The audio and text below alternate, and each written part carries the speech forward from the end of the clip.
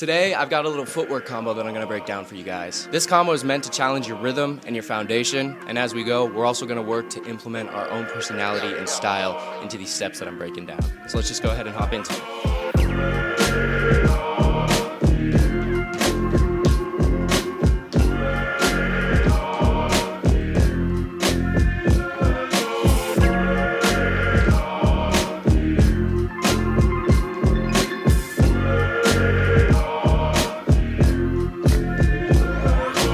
So like I said, this is a footwork combo, so our primary focus is going to be on what's happening with our feet, and that's the main thing that I want you guys to focus on as you're learning this combination. There are a few moments where we do incorporate our upper body and it's a little bit more specified, but in general, throughout the course of this combo, I wanted to give you guys a little bit of freedom when it comes to your upper body. I'll give you guys some helpful tips on specific parts, on what I think fits best based off the choreography with the feet, but I also want you guys to utilize this as an opportunity to practice implementing your own personality and your own style to the steps that I'm giving you. So a little bit more freedom up here and a little bit more structure down here. And then if there's any parts where I want to give you guys a little tip or a more specified arm, I'll be sure to break that down for you guys. We're going to mirror this video so that you can watch it like I am your reflection in the mirror. This is my right leg, this is my left leg. I also wanted to say that this video is meant to be replayed and rewatched as many times as you need. You're not meant to watch the breakdown of each section only once and be able to fully do the combo. This video is meant and intended to be replayed so that you can get the details and understand all the material for yourself. With all that being said, let's just hop into this. So we're gonna start this combo by taking a step with our right foot on 1.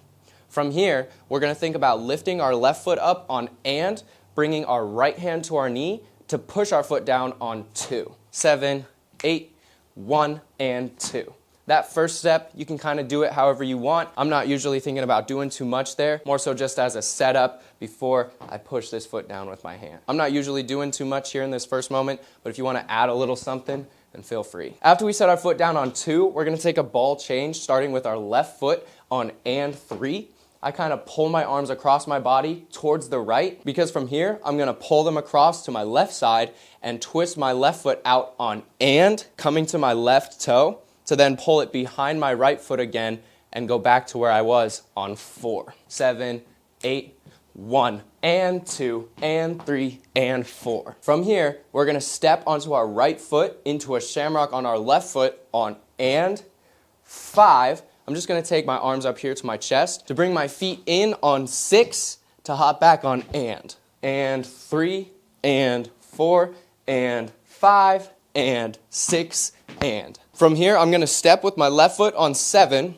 I'm going to kick my right foot on and to pull it behind my left foot again on 8. And I also pull my arms up to my chest like this. Now you have a little bit of freedom here. I usually do some sort of brush before I hop my right foot behind my left. But you can do whatever you want. You could do a little point.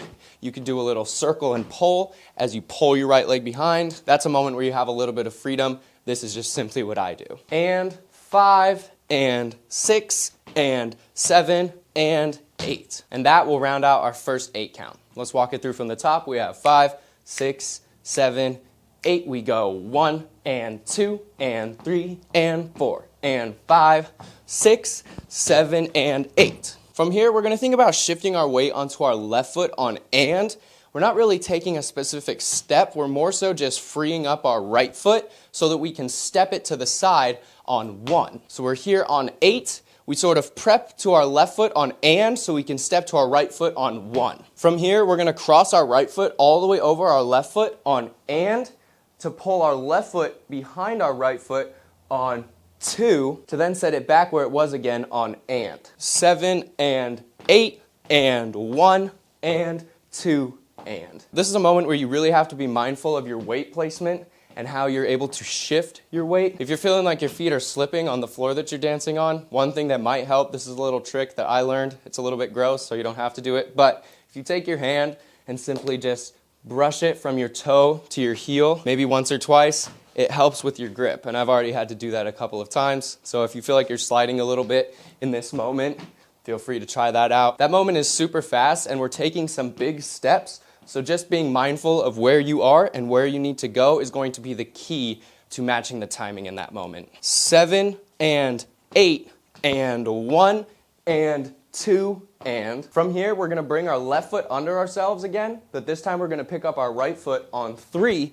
We're gonna turn our body to face the front as we hop our feet out to the side on and, to hop them together under ourselves on 4. And 1, and 2, and 3, and 4. Another little note here for your arms as you're doing this step across, as opposed to pulling your arms in opposition as you step, I like to think about pulling my arms in the same direction as I step, so that when I need to pull my left foot under myself, I have this sort of cross-lateral momentum that I've built up that makes it easier to pull my left foot behind and across. And 1, and 2, and 3, and 4. From here, we're gonna do a little step called the tone wop. We're kinda gonna do what feels like a ball change, but it's a little bit different. As opposed to going right-left and having our weight go forward, we're more gonna think about letting our feet fall away from us. So we step right and extend our left foot out in front of us on and 5. Now this is the moment where our upper body gets a little bit more involved. As we ball change and take our feet out on right, left, kind of leaning our weight back towards our right foot a little bit more, we're gonna think about matching our arms to our feet on and 5. I usually think about holding my fists with my knuckles going towards the side as I'm here on and 5. You can hold your fists in any shape. You can hold them like this. You can hold them like this. It's just whatever makes this part easier for you. And 1, and 2, and 3, and 4, and 5. From here, I'm going to think about twisting both of my heels towards the left on and as I pull my left arm towards myself and push my right arm away. And 5, and 6. From here, I'm going to take my upper body down on and, just dropping my arms, to then step back with my left foot and bring my feet together on 7, lifting my upper body up. And 5, and 6, and 7. From here, we're gonna steal this little popping move. We're gonna think about rotating on our right toe and our left heel. We're gonna take our right heel up and over our left toe as we bring our toe under it to cross our feet on and, to then do the same exact thing, just rotating the other direction. We're staying on our right toe and our left heel, rotating to face the left side. When I finish here on 8, I'm thinking about letting my upper body rock towards the right just a little bit to set me up for our next 8 count. Now that moment might feel a little bit confusing, so I just want to simplify it for you guys a little bit. I do want you guys to fight to isolate that right heel and that left toe as best as you can. But truthfully, that's such a fast moment in the combination that in all reality, it's just going to look like and 8. So if you need to modify that or cheat it a little bit, I'm totally fine with it. I do recommend though that you do your best to fight for that little detail of lifting your right heel and your left toe. This is just like a classic popping vocabulary step, and we're just kind of changing it and utilizing it how we want to for this combination. Cross and. So we just finished 3 and 4.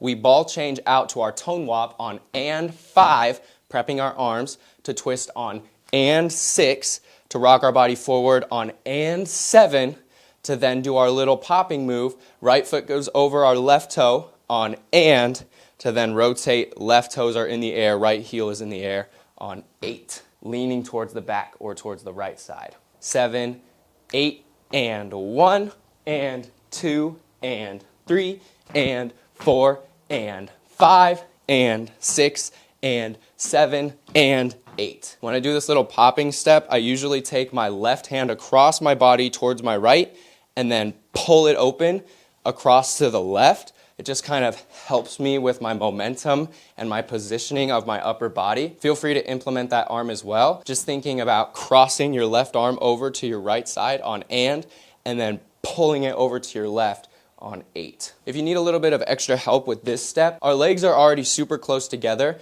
but in this moment, I like to think about pulling my legs even closer together on the first motion and then separating them on the second one. You almost want to think about pulling them under yourself and then separating them. It's just a matter of repeating it over and over again and being mindful of right heel and left toe. That's all that you need to worry about for this movement. Just think place, place. Right heel goes in front, left toes go behind, right heel goes to the right, left toes go to the left. Cross, open. Take some time with that. If it's a little bit confusing right now, it's okay. It just takes some repetition. It took me a little bit to understand it myself, and truthfully, I'm just sort of utilizing this step in my own way right now. So if you need to modify it at all or change it to make it work for you, that's totally fine. Just want to make sure that we stick with that timing of and 8. From here, our weight is sort of shifted to the right on 8 so that we can rock our body to the front or more to the left on and, to rock it back again on 1, to then rock it down again on and, to hop our left foot behind us, picking up our right foot with a flex foot on 2. And 8 and 1 and 2. 7 and 8 and 1 and 2. Now you have a little bit of freedom there with your arms. You can do whatever works best for you. I pulled them across my body, but I'll probably do something different when I actually do the combination. Whatever's going to help you with that moment. I'm probably going to do something like this. After I hit and 8, I'm going to think about rocking to pull my right arm back, to pull it down, pulling my left arm back, to then pull my right arm back again as I rock onto my left foot. And 8 and 1 and 2. From here, we're going to do a ball change starting with our right foot. You have a choice here between keeping the rhythm even or pushing it a little bit. So you can either take this ball change on and 3, or you can think about pushing it just a little bit. There's a little kick drum that you'll match if you do this on a 3. Either way, it doesn't matter. You can do it both ways, just whatever works best for you. This is both options done nice and slow. 6, 7, 8, and 1, and 2, and 3. Or 7, and 8, and 1, and 2, a 3. Do whatever you need to do to challenge yourself. If that simply means maintaining that even rhythm, then that's totally fine. And if that means exploring adding in that little push rhythm, then that's fine as well. And 8, and 1, and 2, 3. From here, we're going to think about kicking our right foot on and to cross our left foot behind it on 4. Now I kind of approach this step with a little bit of a battle rock vibe. So usually when I do it, I'll kick and then pull my hand to my head, almost just like a top rock situation. We're kind of about to play around with some more of those foot patterns. But after we did our ball change on and 3 or on a 3, we're going to think about kicking our right foot on and to cross it in front of our left foot on 4. Now when you do this, you have the option of either keeping your body face towards the back or of opening yourself up a little bit more so that you can turn around a little bit faster for this next moment, because we're picking it up on that and count. So we just did 3 and 4.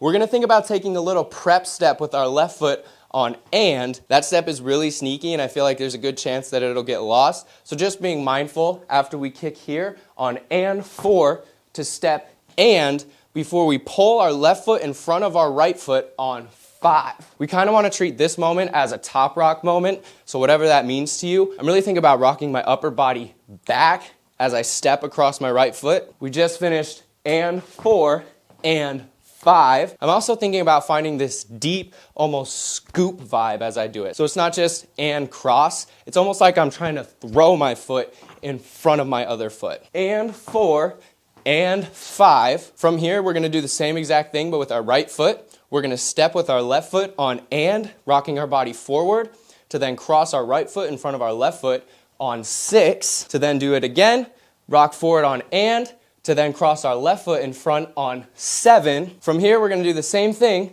prepping it to the side on and, to then pull our left foot behind our right foot on 8. We go kick and 4, we prep and 5, and 6, and 7, and 8. So we're just going left, right, left, and left. 3, and 4, and 5, and 6, and 7, and 8. A note that might be a little bit helpful for this part: whenever my feet are crossed in front of each other, whether it's my left foot or my right foot, I'm thinking about turning my feet out and really trying to send my heel forward as opposed to stepping across and just sending my toe straight in front of myself. I send my heel forward, and then anytime they're separated or prepping to cross the other foot in front of the other, they're turned in. So turned out, turned in, turned out, turned in, turned out, turned in, turned out. Let's go back and do that nice and slow with counts from and 8. 5, 6, 7, and 8, and 1, and 2, and 3 and 4 and 5 and 6 and 7 and 8. So just like this moment, this is another little moment where our upper body gets a little bit more involved on this little cross top rock pattern. And it's simply because we don't want this moment to just become cross, cross, front, and back. We want our body to stay involved, right? This is still a top rock. We still want to maintain and execute that foundation with the pattern of the feet. Even though there's a lot of different rhythms or patterns with our feet in this combo, what's going to make it look good is not only just doing or placing our feet where they need to be, but also understanding what's behind every motion that we're doing. We're not simply just crossing our feet on 5 and 6 and 7 and 8, right? There's something behind it. And that's the foundation to the step that we're utilizing, right? We're utilizing this sort of breaking top rock step. Now you have a lot of freedom here to stylize it however you want, but if we can really try to focus on implementing those foundational ideas, it'll make what we're doing make a lot more sense. And it'll also just help to give our movement its proper structure. And it won't just be place my foot on the floor. Your whole body will be involved. So even though it's a little bit fast and these rhythms are kind of challenging, really trying to implement and maintain your foundation as we do this combo is going to be the key, and it's going to make our movement look a lot more authentic and a lot more mature. So we just finished 7 and 8. From here to finish out our last 8 count, we're going to think about ball changing, starting with our right foot on and 1. We're going to think about pulling our arms to this position. I pull my right arm behind myself a little bit and sort of extend my left arm just slightly. And 1, so that we can find another little twist with our left foot on and 2. From here, we're going to rock to the right again on and, to then step our left foot in towards our right foot on 3, to then rock again on and, but this time to step our right foot away from our left foot on 4. 7, 8, and 1, and 2, and 3, and 4. So this is one of the last little moments where our upper body really gets involved. I would recommend utilizing these arms just because it helps me to move super quickly, but feel free to stylize it however you need. I simply think about pulling my right arm back and extending my left arm forward slightly as we rock to the left, and then switching them as we rock to the right. Right arm comes forward, left arm gets pulled back. So we just finished and 1, and 2, and 3, and 4. From here, we're going to do a classic little step called the Patty Duke on and 5 and 6.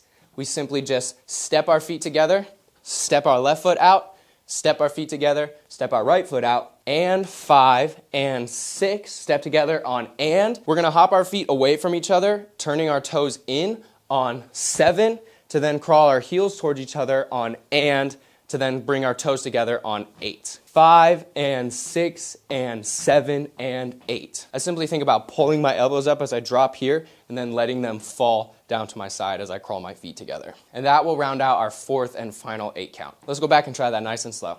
5, 6, 7, 8. And 1, and 2, and 3, and 4, and 5, and 6, and 7, and 8. Now that we've broken down each 8 individually, let's go back to the top of the combination, do the whole thing with counts, and then we'll get into trying this combo with some music. So starting with our right foot on 1, we have 6, 7, 8. We step 1, and 2, and 3, and 4, and 5, and 6, and 7, and 8. And 1, and 2, and 3, and 4, and 5, and 6, and 7, and 8. And 1, and 2, and 3, and 4, and 5, and 6, and 7, and 8.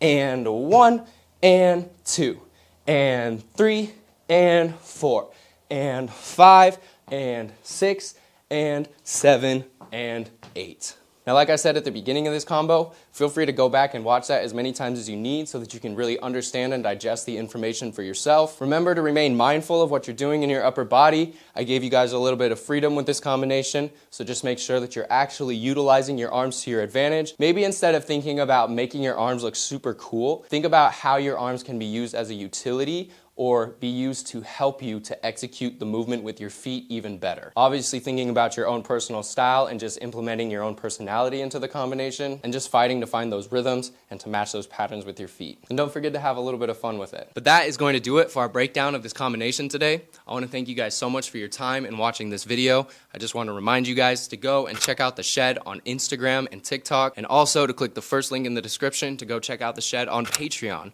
We're really trying to get things moving over there. We've got some exclusive content over there that's only available on Patreon, and it's absolutely free. We're going to have some more exclusive stuff for paid members coming out very soon, so be sure to go and check that out. You can join as a free member just to stay updated on what's going on. If you'd like to follow The Shed on Patreon, but it's a little bit confusing because you visited the link and it just kind of takes you to this web page, the easiest way would simply be to download the Patreon app. I feel bad asking you guys to do that, but if you are interested in what I'm offering on Patreon, simply downloading the Patreon app and signing in with your Google account will allow you to follow my content and also just give you access to it in a simple app on your phone. And you'll be able to click the link in the description and just be taken right to my page in an app that already exists on your phone. Go ahead and check out what we got going on over there. And also, if you guys have a few extra minutes, there's a link in my description to a poll that I have on Patreon. In the next couple of months, we're looking to launch a couple of new things over here at The Shed. We've been talking through doing things like live classes, live online private lessons, and we're just trying to get a gauge of what everyone will be most interested in. And so if you have the time, feel free to comment down below or to visit the description and answer the poll that is over on Patreon, just kind of letting us know what you would be most interested in. Would you guys be more interested in live private lessons,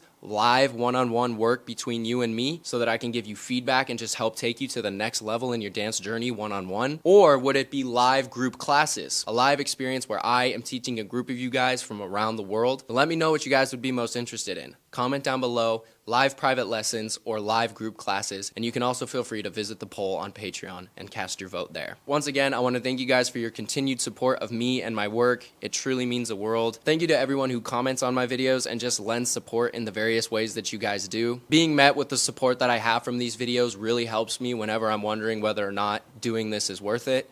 And so just knowing that in some way this has affected you guys and that it has helped you really means a lot. And so I just wanted to take the time to say that I appreciate you guys and all of your kind words. I want to thank you guys once again for your time and watching this video. I'll see y'all in the next one. Peace out.